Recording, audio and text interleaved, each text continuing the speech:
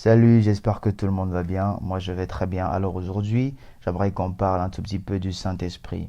Et justement, une problématique a été posée qui était de savoir quelle était la différence entre le Saint-Esprit que les apôtres ont expérimenté le jour de la Pentecôte et le Saint-Esprit que les nations aujourd'hui reçoivent de nos jours.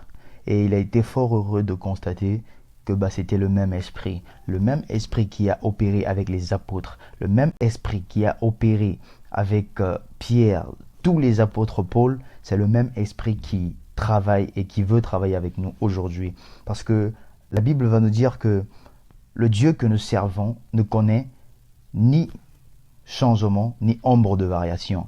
Donc cela nous encourage à croire que c'est le même esprit aussi. Et donc une question se pose, c'est de savoir que faut-il faire pour laisser le Saint-Esprit agir en toute liberté et avec le plein contrôle.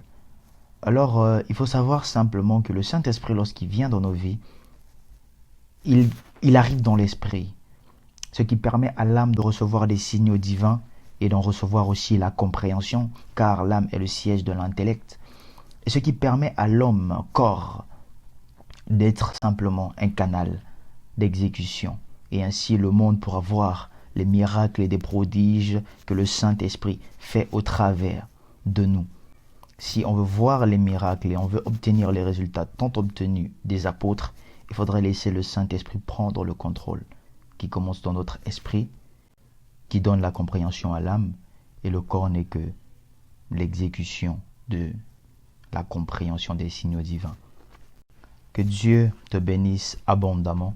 Si tu crois en ces paroles, je crois que Dieu achèvera l'œuvre qu'il a commencée dans ta vie. Sois béni. Shalom à tous.